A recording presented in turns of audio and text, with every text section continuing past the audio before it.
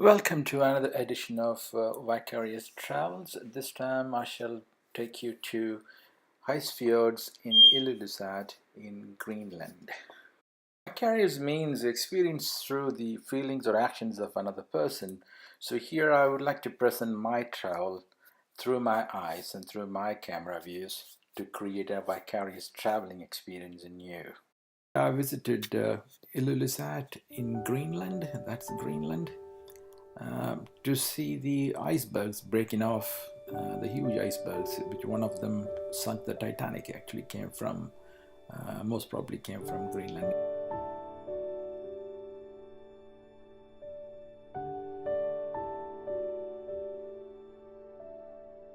Area. So I wanted to see that. So I visited Greenland, Ilulissat. So that is Ilulissat, and that is Iceland, to give you an overview, and that's Europe, that's Canada. And if you zoom it, it will come into view. More closer zoom.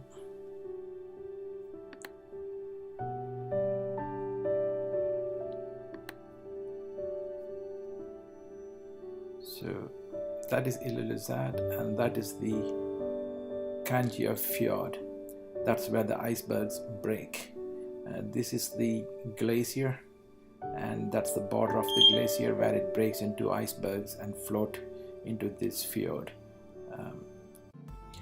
These are beautiful and amazing views from my hotel.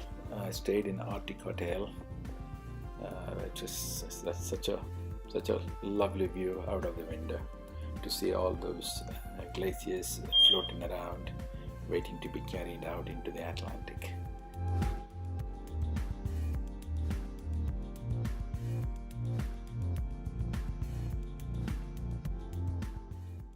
This is Helen from Germany. She was a visitor as well. She happened to stay in one of those igloo pots, and she suddenly appeared on the rocks and made a good view for the photos.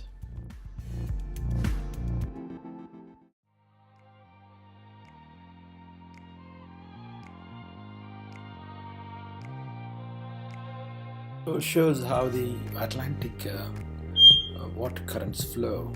So the water current comes between the Iceland and Greenland and flows through this way, then goes up north through the Disko Bay and goes all the way up, then turns back on itself, then it flows south and carrying all the icebergs towards into the Atlantic Ocean.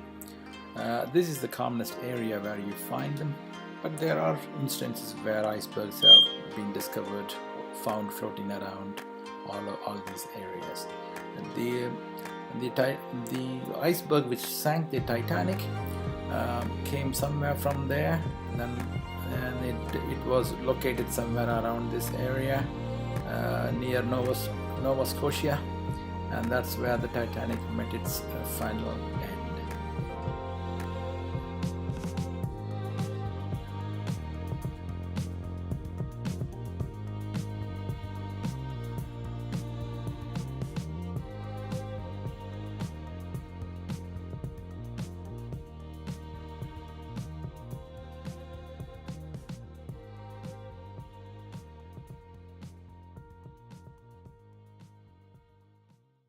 The effect of global warming on our Earth and on this glacier.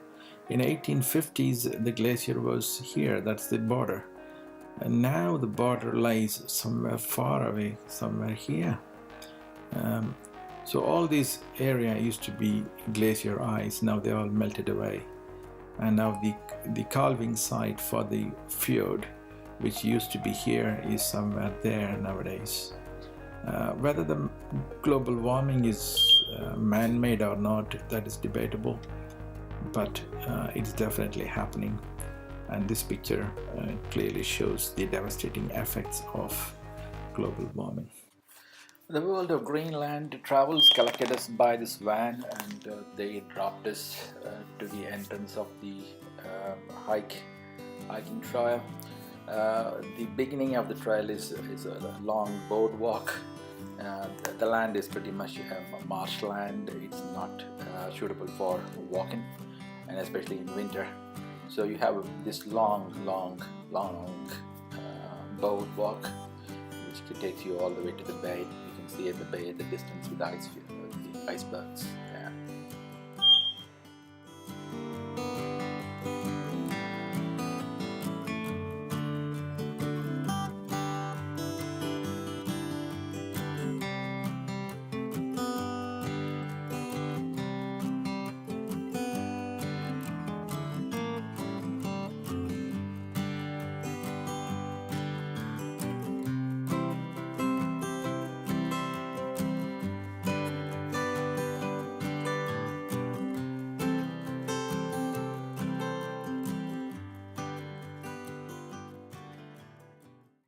This glacier may look pretty, but they're quite a dangerous one because they calve humongous size icebergs into the sea, and that can create a big tsunami wave which can catch you and drag you into the sea. And, so you have to be very careful and not walk onto the beaches when you're there.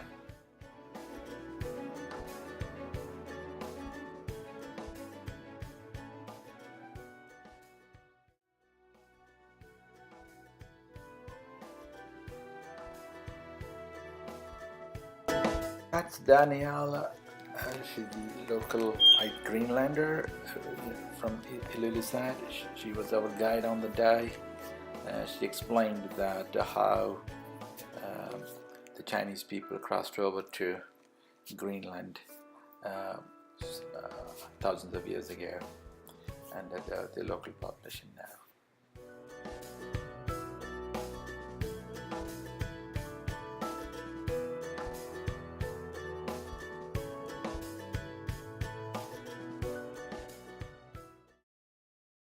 This is a small group of whales which were there in the bay, and they were kind of lazing around and pacing about, going backwards and forwards, blowing air into the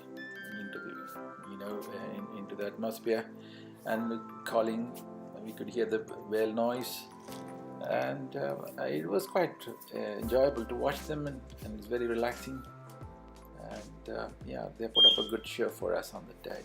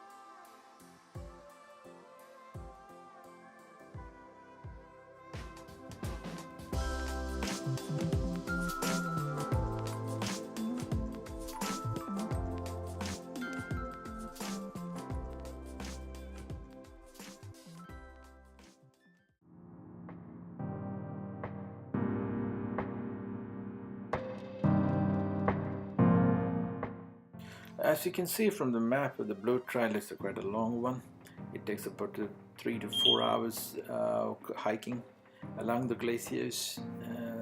It kind of gets monotonous after some time, so blue trail is not really worth to do the full extent. Better to cut it off and take the red trail and go back into the city.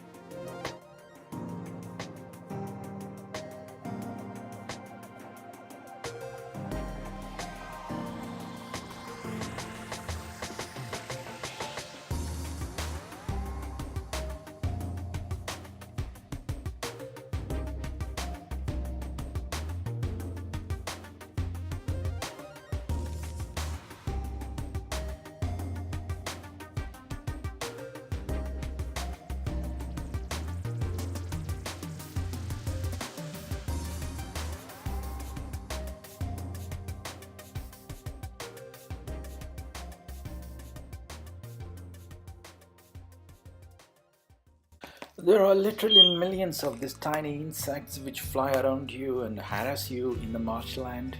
It's never ending throughout your trail. That's why these hikers are wearing this net over their head. They were they were wise to get them, but nobody told us, and I was pretty much in agony all the way through the trail. So if you ever go there, please get a net before you get into these marshlands. As you can see from the map, the blue trail is a very long one.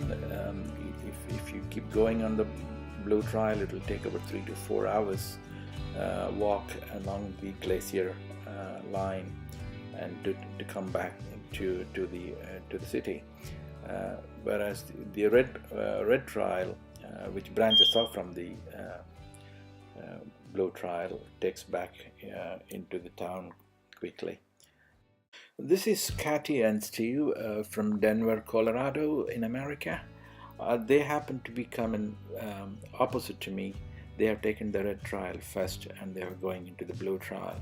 And they told me in the nick of time about the long distance of the blue trail, which may take 2, 3 or 4 hours. So I was able to change course just in time, which saved me a lot of time and energy.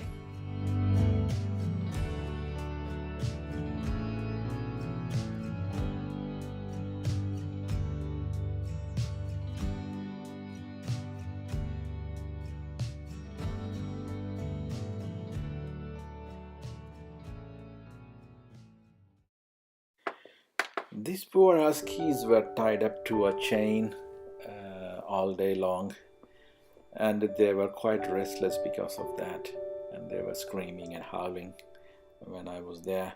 The reason they're chained up like this is because in summer they are working dogs, and they don't need their work in summer. In winter they are needed for pulling the sledges, whereas in summer they become a nuisance to the society, so they keep them tied up like this throughout the winter. It is kind of sad, really, but it's also at the same time it's a necessity to tie them up.